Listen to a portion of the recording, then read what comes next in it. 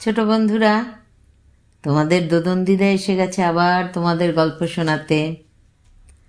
আজকের যে গল্পটা শোনাবো সেটাও ছোটদের বিবেকানন্দর গল্প থেকে নেয়া। নাক নিয়ে নাকাল।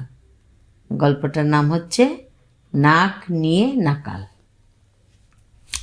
আগেকার দিনে মানুষের মনে একটা ভ্রান্ত ধারণা ছিল যে আজে বাজে উল্টো পাল্টা বাচ্চাদের নাম রাখতো। যেসব বাচ্চা জন্মাতো না, উল্টো পাল্টা নাম রাখতো, যে এই উল্টো পাল্টা নাম রাখলে এরা জমে অরুচি হবে, তাহলে আর বাচ্চা কাচ্চা মরবে না।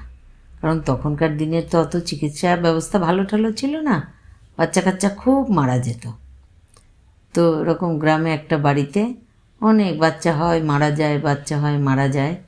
তো একটা বাচ্চা হয়েছে, যে বাচ্চাটা বড় হয়েছে, নাকটা একদম এত বড় খেদা, কিন্তু বাড়ির লোকদের খুব আনন্দ, খুব ভালো। এই খেদা বোচা হলো, বাবা জমের অরুচি হবে, বাচ্চাটার অনেক দীর্ঘায়ু হবে, ভালো, খুব ভালো। ওর নামই রেখে দিল খেদা। তো প্রচণ্ড দুষ্টু। পাড়ায় খেলা যখন করে না, খেলাধুলো করে সব পাড়ার বাচ্চারা মিলে, সে বাচ্চাদের ধরে ভীষণ পেটাতো, জামা ছিঁড়ে দিত। সে বাচ্চা কাচ্চার মায়েরা এসে ওই খেদার মা বাবাকে নালিশ করতো। এই করে তো চলছে। তা একটু যখন বড় হয়েছে ভাবলো বাবা স্কুলে দিই। তখন তো স্কুল মানে পাঠশালা, দিয়ে দিলে ওখানে পণ্ডিত মশাইয়ের শাসনে থাকবেই থাকবে, ছেলের লেখাপড়া শিখে সুমতি হবে। এই ভেবে ওদের গ্রামে পাঠশালা ছিল না, পাশের গ্রামে পাঠশালা ছিল, সেখানে ওকে পড়তে দিয়েছে। তো পড়তে দিয়েছে, ওখানে তো আরও অনেক বাচ্চা কাচ্চা। ওর দুরন্তপনা তো 3 গুণ বেড়ে গেল। ওরে বাবা, একটার মাথা ফাটায়, একটা নাক মানে ঘুষি মেরে নাক দিয়ে রক্ত বের করে, ই করে, ওরে বাবা নাজেহাল। সেই রকম তো মাস্টারমশাইরা ধরে পেটায়, কিন্তু ওই পিটানিতে ওর কোনো কাজ হয় না, এত দুষ্টু। মানে সব ক্লাস হচ্ছে, টুক করে ও কোথায় চলে গিয়ে সেই গাছের মগ ডালে উঠে সে শালিক পাখির বাচ্চা, টিয়া পাখির বাচ্চা সেসব ধরে নিয়ে আসতো। হ্যাঁ, মানে সবাই যে কি বাবারে। আর হচ্ছে তো কি এত দুষ্টুমিপানা করতো, যখন পরীক্ষা হতো খেদা একেবারে ডাহা ফেল। সবচেয়ে কে কম নম্বর পেয়েছে? খেদা। তো তারপরে কি হতো, যেহেতু এক ক্লাসে 2 বছর 3 বছর ধরে থাকতো, আর অন্য ক্লাসে সব তারা পাশ করে ওর ক্লাসে উঠতো, ও তো তখন পালের গোদা, ও তো অনেক বড়, ওগুলো তো বাচ্চা বাচ্চা।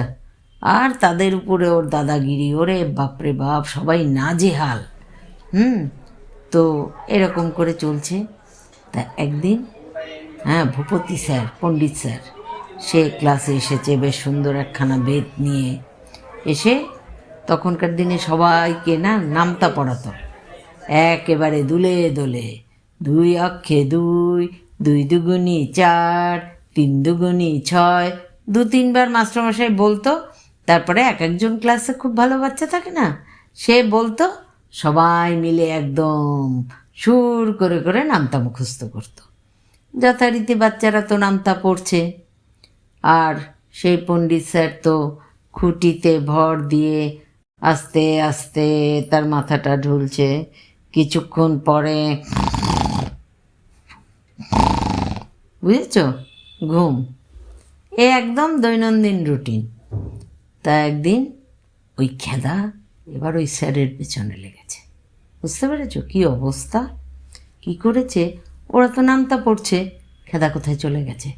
কিছুক্ষণ পরে বড় একটা গুবরে পোকা নিয়ে এসেছে, ওর ঠ্যাঙে একটা সুতো বেঁধে এনে এরকম করতে করতে তো নিয়ে আসছে। আর সব বাচ্চা কাচ্চারা তো বড় বড় চোখ করে খেদার দিক তাকাচ্ছে। সর্বনাশ, আবার কি করছে দেখে, ওই পোকাটাকে নিতে দুলিয়ে দুলিয়ে নিতে নিতে ওই স্যার তো ঘুমছিল, একেবারে স্যারের সেই কোচরে ছেড়ে দিয়েছে। ছেড়ে দিয়ে খেদা তো কোথায় পালিয়ে গেছে, ওর কোনো হদিশ নেই। এবার ওই গুবরে পোকাটা তো পড়ে গিয়ে চোঁ করে উঠে, সে স্যারের তো গায়ে বেয়ে উঠছে, আর যেই নিয়ে গুবরে পোকাটা উঠছে, স্যার তো একেবারে ধরপড় করে উঠেছে। কে কে কে কে? হুম, উফো, ই হে। তখন ওই গুবরে পোকাটা তার বাহাতে, এরে বাবা, একদম আস্ত একটা গুবরে পোকা, এই জ্বলান জ্বলান জ্বলান, এ হে। তখন ছাত্ররা ছুটলো ঘটি নিয়ে, এক ঘটি জল এনে দিল। তো গুরুমশাই হাত ফাত ধুয়ে ঠুয়ে ওর সেই বেতের লাঠিটা সপাং সপাং করে মাটিতে মানে পিটিয়ে বলে, শয়তান কেডা? শয়তান কেডা? ওই হাদাটা। কই? তা হাদাটা কই? হাদার খেদা তো চলে গেছে। খেদা, ওকে হাদা বলেও ডাকতো একদম, যেহেতু পড়াশুনোয় লবঢঙ্কা, ফেল করে বছর বছর, ওকে হাদা খেদা যে যা বলতো ডাকতো। তাতে ওর কিছু এসে যেত না। তা তো খুব রাগ হয়েছে ওই পণ্ডিত স্যারের। বিকেলবেলা বাড়িতে গেছে, এই খেদার বাড়িতে গেছে, গিয়ে ওর বাবাকে বলছে, নরেন, তোমার ছেলের পড়াশুনো একদম হবে না। ওকে দিয়ে একটা ওই একেবারে, ও একটা একেবারে এরে গরু, ওকে তুমি হাল কিনে দাও, চাষ করাও। একেবারে বজ্জাত পাজি বদমাইশ ছেলে বলে গজগজ করতে করতে, কেউ কেউ কোনোদিন শুনেছে যে আমরা গাছে আম হয়? যত সব নচ্ছার বদমাস, এই গালাগালি দিতে দিতে বাড়ি থেকে চলে গেছে। এতে না খেদার বাবার যে কি মনে দুঃখ হয়েছে সে আর বলার কথা না। সব মা বাবাই তো কীভাবে আমার বাচ্চাটা ভালো হবে, ভালো পড়াশুনো করবে, ভালো স্বভাবের হবে, তাই না? সব মা বাবাই এটা চায়। যাই হোক, তখন তোর বাবার সাংঘাতিক রাগ হয়েছে। ও কী করেছে, খেদাকে বলেছে, তোর আর পড়াশুনো করতে হবে না, তোর আর স্কুলে যেতে হবে না, কিচ্ছু করতে হবে না। ওকে একটা ঘরে একদম তালা দিয়ে আটকে রেখেছে, পুরো ঘরের মধ্যে ঢুকিয়ে দরজা দিয়ে তালা দিয়ে আটকে রেখেছে। সকালবেলা খাইয়ে দাইয়ে ওই ঘরে তালা দিয়ে রাখে, দুপুরে আবার তালা খুলে বের করে ওই স্নান খাওয়া দাওয়া করে আবার তালা দিয়ে ঘরে রেখে দেয়। ওই তালা বন্ধ ঘরে থাকে, জানলা দিয়ে তাকিয়ে তাকিয়ে দেখে যে ওমা কি সুন্দর বাবুই পাখি বাসা বানাচ্ছে। ইস, কি সুন্দর নীল আকাশে শরতের সেই পেঁজা তুলোর মতো মেঘ ভেসে বেড়াচ্ছে। ওহো, তো দুর্গা প্রতিমা তৈরি হচ্ছে। হ্যাঁ, ইস, মানে মাটি, প্রথমে মাটির এক মাটি প্রলেপ পড়লো, তারপরে দু মাটির প্রলেপ পড়লো, আস্তে আস্তে রং তুলি দিয়ে ঠাকুরকে রং হচ্ছে। ও সব জানলা দিয়ে তাকিয়ে তাকিয়ে দেখতো, একদম মনটা উদাসীন হয়ে গেছে। এই বদ্ধ ঘরে থেকে থেকে না ওর মনে একটা কেমন অদ্ভুত পরিবর্তন এসেছে, জানো তো। ও তখন ওই জানলার দিক তাকিয়ে ওই ঠাকুর হচ্ছে দেখে বলতো, হে মা দুর্গা। আর ও একটু শিবের খুব ভক্ত ছিল। হে শিব বাবা, তুমি আমাকে ভালো করে দাও না, আমার এই বদমাইশি কমিয়ে দাও না, আমাকে ভালো করে দাও না, মনে মনে ভাবতো আর কি। যাই হোক, তারপরে তো ও দেখছে, ওর বাবা দেখছে, বা ছেলে তো একদম অন্যরকম হয়ে গেছে, কেমন যেন উদাসীন হাব ভাব। তো এখন আর তালা দিয়ে ওকে রাখে না। তা পাড়ার খুড়োমশাই এসে বলল, ওরে নরেন, তুমি তোমার ছেলেকে ডাক্তার দেখাও, কেমন উদাসীন উদাসীন ভাব দেখছো, ওকে ডাক্তার দেখাও। এই তো বলে চলে যায়। এসেছে পাড়ার আর একটু পিসি। পাড়ার গ্রামের লোকজন মাঝে মাঝে এরকম আসে, বাড়িতে সবসময়ই আসে। এসে বলল, আমরি কি হলো গো খাঁদাটার? কেমন উদাসীন ভাব, ওর কি সন্ন্যাসী টন্যাসী হবে নাকি গো? এইভাবে এক একজন আসে, এক এক রকম টিটকারি মারে চলে যায়। এইভাবে চলছে। এখন আর খাদা একদম দুষ্টুমি করে না, বাবার সাথে মাঝে মাঝে মাঠের কাজে যায়, কৃষি ওই কাজ করে। ভালো হয়ে গেছে, অনেকটা উদাসীন হয়ে গেছে। কেমন যেমন একটু এখন মানে লোকে কথা বললেও হাঁ করে প্রথমে তাকিয়ে থাকে, তারপরে উত্তর দেয়। সবারই চোখে লেগেছে যে একদম কেমন বৈরাগী বৈরাগী হাব ভাব। তখন সবাই বলছে কি করা যায়। এই করতে করতে তো ওর প্রায় 21-22 বছর বয়স হয়েছে। এবার ছেলেকে বিয়ে দেওয়ার কথা ভাবছে। না, এবার বিয়ে ঠিয়ে দিয়ে সংসারই করি। ও সবাই বলে কেমন উদাসীন হয়ে গেছে, বৈরাগী হয়ে যাবে, এইসব। তা মেয়ে দেখা শুরু হয়েছে। তা ওদের গ্রামের পাশের গ্রামে একটা মেয়েকে দেখেছে, সেরকম দিতে থুতে পারবে না, মানে অবস্থা ভালো নয়, কিন্তু বংশ খুব ভালো।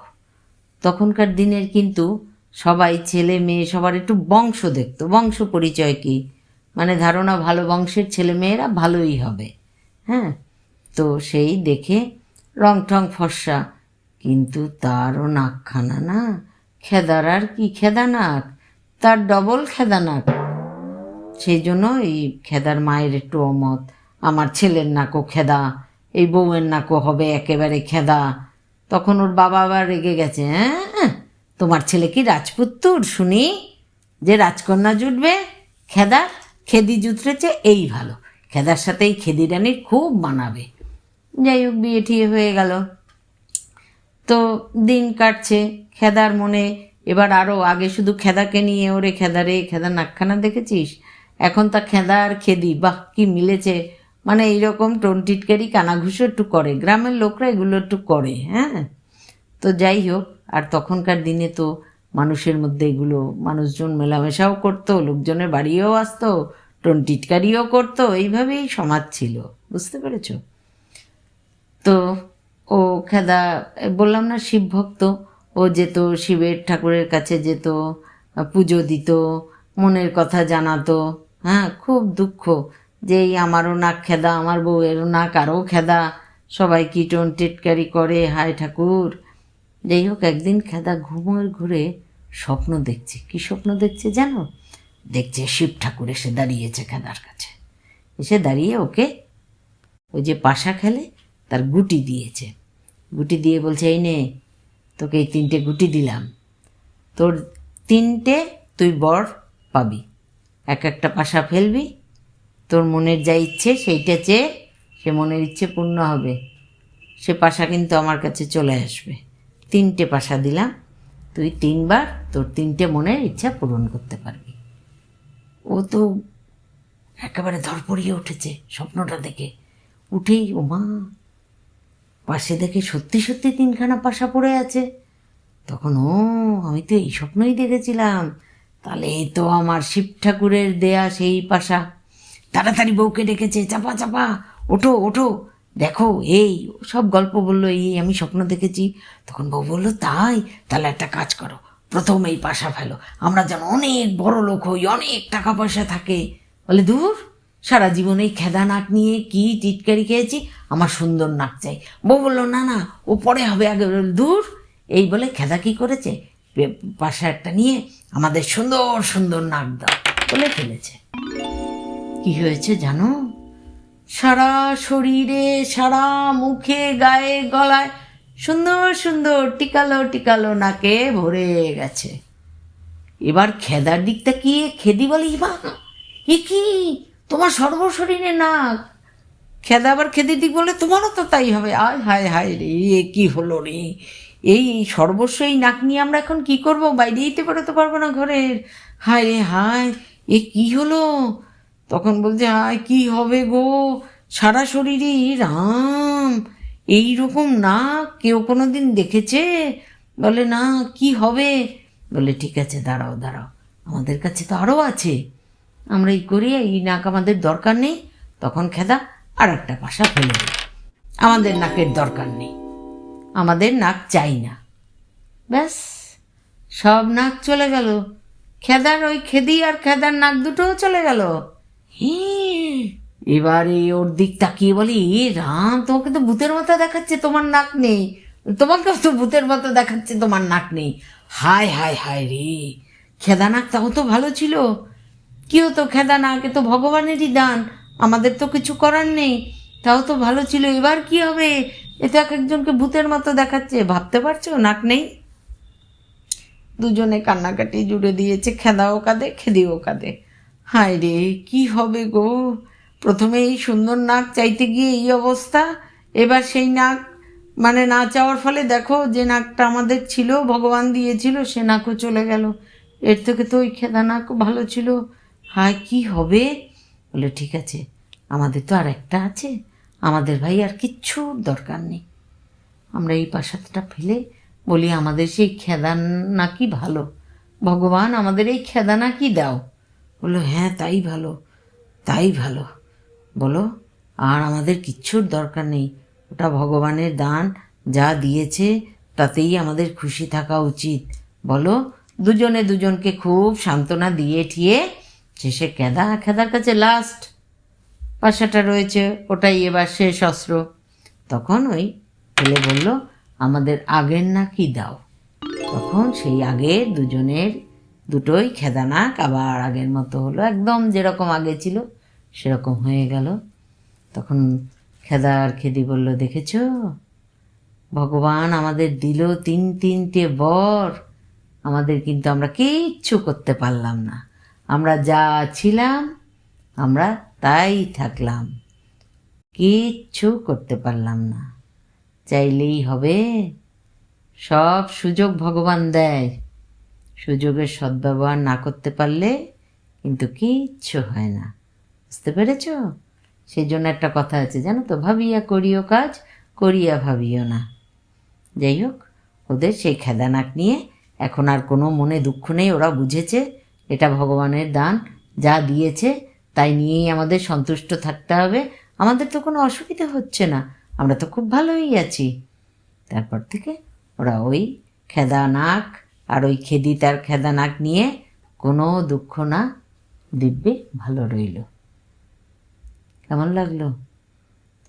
পরের দিন তোমাদের দোদন দিদা আবার তোমাদের একটা নতুন গল্প শোনাতে আসবে। কেমন? ভালো থেকো, বড়দের সম্মান করবে, ছোটদের ভালোবাসবে, মা বাবাকে খুব শ্রদ্ধা করবে। ভালো থেকো।